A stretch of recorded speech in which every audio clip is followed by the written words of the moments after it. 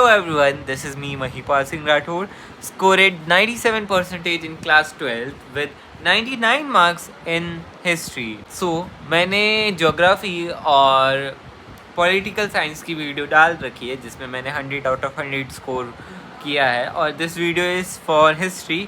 अब सबसे पहले तो एक डाउट क्लियर करते हैं. मेरे 99 मार्क्स आए हैं हिस्ट्री में और 99 में से एक नंबर मेरा कहाँ पे कटा है वो मेरे को पता है. MCQ में कटा है. एक्चुअली वो भी नहीं कटना चाहिए था बट वो कट गया है. जब आप क्या बोलते हैं, मैं जो पढ़ के गया था मैं वही मार्क करके आया हूँ वहाँ पे. फिर भी पता नहीं बोर्ड्स कैसे कौन सा आंसर की किस तरीके से बनाता है. There is no sequence and no sense. अभी मैं I have filed a petition against it कि जो रियल आंसर्स हैं NCERT के सिर्फ वही बोर्ड्स को पिकआउट करने चाहिए. मैनी केसेस में तो वही होता है बट लेट्स सी जो भी है. तो अब इस वीडियो के बारे में बात करते हैं. वी विल टॉक अबाउट कि how you should start history to score 99 और 100 आउट ऑफ 100. ठीक है, हाँ 100 स्कोर करते हैं बहुत सारे बच्चे बट ओनली दो student who know each and everything. जो भी है ठीक है, मेरी इंग्लिश बहुत वीक है, छोड़ो.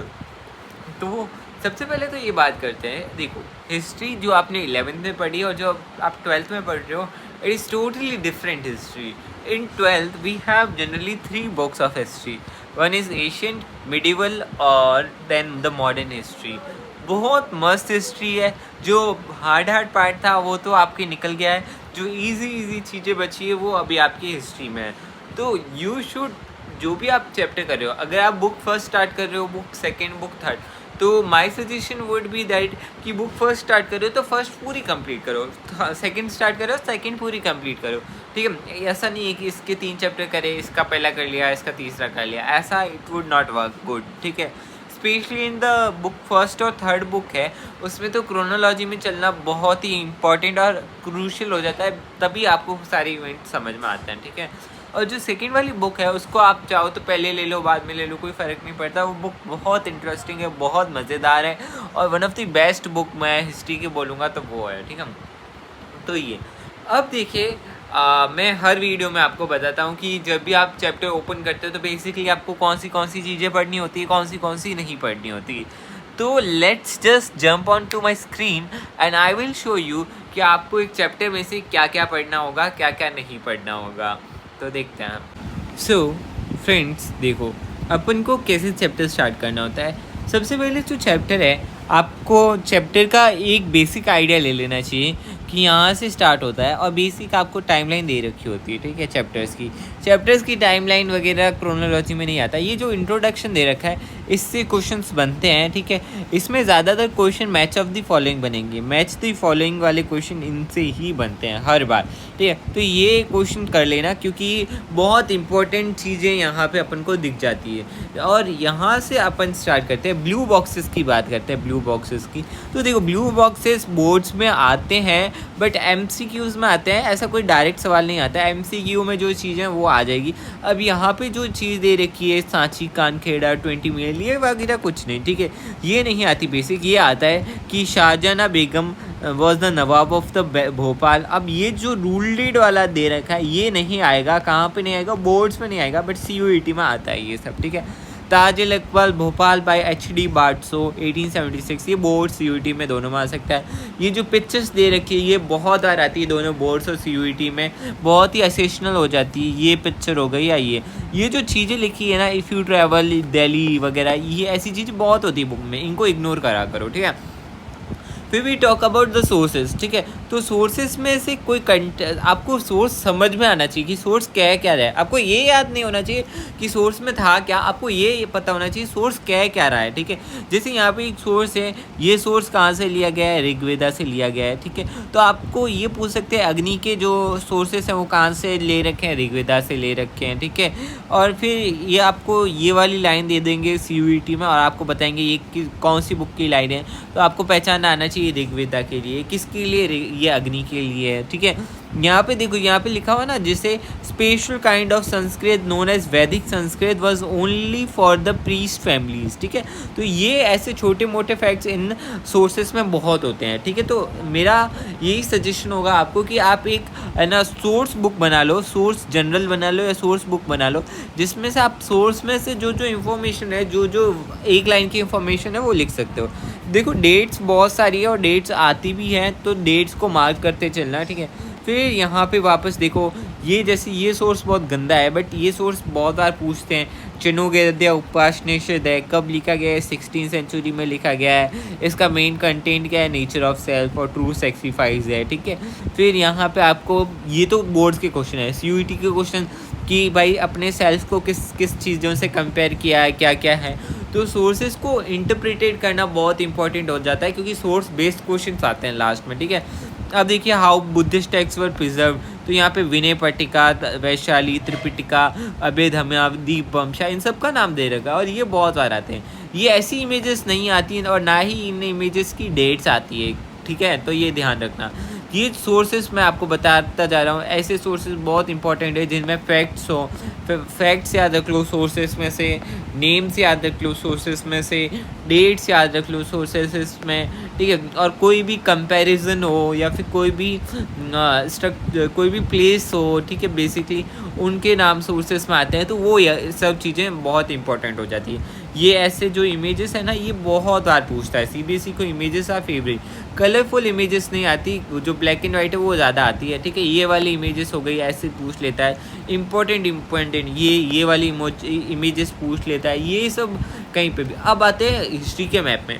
हिस्ट्री का map is one of the important map, ठीक है, क्योंकि CUET में भी क्वेश्चन और बोर्ड्स में भी क्वेश्चन। देखो बोर्ड्स में तो 2 क्वेश्चन आते हैं, एक तो पीछे जो मार्क करने को मैप होता है, आइडेंटिफाई करने को होता है, वो तो है ही। एक है कि बोर्ड्स में एक तरीके का मैप नहीं आता, ईस्ट टू वेस्ट और south to east, north to east board में नहीं आता हिस्ट्री में। बट CUET में आ सकता है कि भाई जो मेजर बुद्धिस्ट साइड है उनको भाई ईस्ट टू वेस्ट अरेंज कर लो। जैसे मैं खुद आपको डाल देता हूँ, ये देखो अजंता और नासिक, ठीक है। तो बोध गया, सांची, अजंता, ये सब तो आपको बेसिक आइडिया होना चाहिए, ठीक है, कि कौन सी जगह पे है, ठीक है। अब देखिए यहाँ से भी इतना खास क्वेश्चन नहीं है। कभी कभी ये वाली आपको इमेजेस का इंटरप्रिटेशन पूछ सकते हैं कि ये इमेजेस क्या कह रही है, तो ये बेसिकली लिखा हुआ है, आपको समझ में आ जाएगा। तो अब सीधा नीचे चलते हैं, इधर अपन के काम की चीज़ें नहीं। ये वाले बॉक्सेस भी आते हैं, बॉक्सेस कलरफुल आते हैं। सोर्सेस में से डायरेक्ट क्वेश्चन नहीं आता 5 या 8 मार्क्स का, बट MCQ आते हैं, ठीक है। ये वाला है जो आप ब्लू वाला पढ़ते हो, ये बेसिकली आपको चैप्टर के बारे में एक बोलते हैं ना, आगे फ्यूचर में क्या हो सकता है या फिर अभी लोगों के क्या पर्सपेक्टिव है, वही इनमें कुछ डाटा होते हैं, कभी कभी वो आपको पढ़ने पड़ सकते हैं, ठीक है। और टाइमलाइंस, अब बात करते हैं टाइमलाइंस। तो टाइमलाइंस बोर्ड्स में भी आती है, CUET में भी आती है, और टाइमलाइन एक एक चैप्टर की बहुत बहुत बहुत ज़्यादा इंपॉर्टेंट है। वो मतलब CUET में नियरली टाइमलाइन से आ जाते हैं, कहाँ 100 से भी प्लस मार्क्स की टाइमलाइन आती है, तो सोच लो, ठीक है।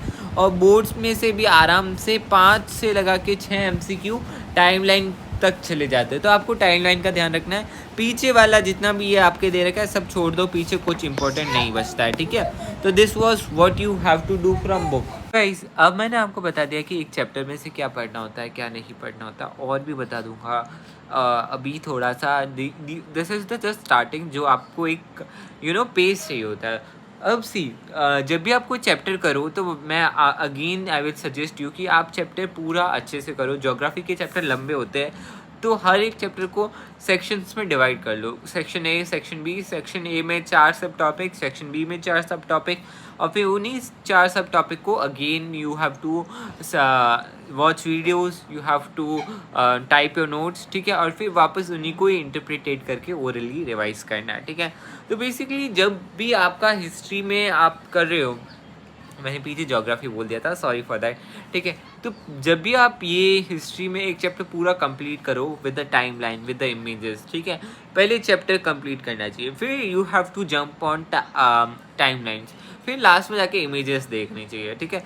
तब ये परफेक्ट कॉम्बिनेशन बनता है। और आई विल सजेस्ट यू कि अगेन जो भी आपकी डेट्स वगैरह हैं जो आपने लिख रखी है एक जगह पे, उनको एक ही जगह पे लाइक राइट डाउन कर लो। अब डेट्स बहुत सारी होती है, ठीक है। जैसे आप फर्स्ट चैप्टर करोगे तो वहाँ पे आपको नॉर्मल सी डेट्स दिखेंगी, टाइमलाइन वाली डेट जो चैप्टर में डेट है 2-3 वो। बट आप सोर्सेस को नोटिस करोगे तो आपको बहुत सारी बुक्स का नाम आएगा वहाँ पे एक बुक है हड़प्पा जो 1946 में आर एम विलियन ने लिखी, एशियंट इंडिया जो 1946 में अगेन आर एम विलियन ने लिखी, 1964 में मिथिकल मैस्कर एट मोहन जो दारू जी एफ डेल्स की किताब है, ठीक है।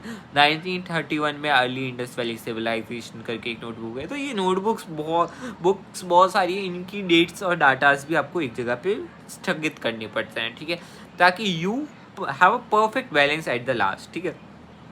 अब देखिए ज्योग्राफी में there are lot of personalities, lot of chronological orders वाले क्वेश्चन बनते हैं, but you have to focus on your self, ठीक है।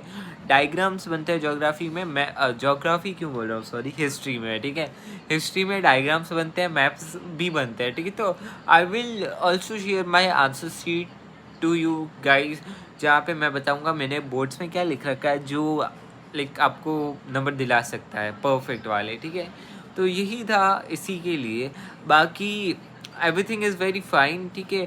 Do practice a lot of MCQ, जो भी एमसीक्यू ख़राब होता है उसको जनरल मिस्टेक्स में डाल दो, जनरल टर्म्स तो यही है। डेट्स पे कंटिन्यूसली फोकस डाउन करो, डेट्स बहुत इम्पॉर्टेंट हो जाती है। और अभी इतना टाइम है कि इमेजेस की डेट्स भी कर सकते हो आराम से, तो वही मेरा मेन मुद्दा रहेगा। बाकी सब कुछ सिंपल है, बॉक्सेस ब्लू वाले पढ़ने हैं, पिंक वाले पढ़ने हैं और ग्रीन वाले पढ़ने हैं, बट जो सोर्स है उनमें से सिर्फ डाटाज पढ़ना है, फैक्ट्स पढ़ने हैं, ठीक है।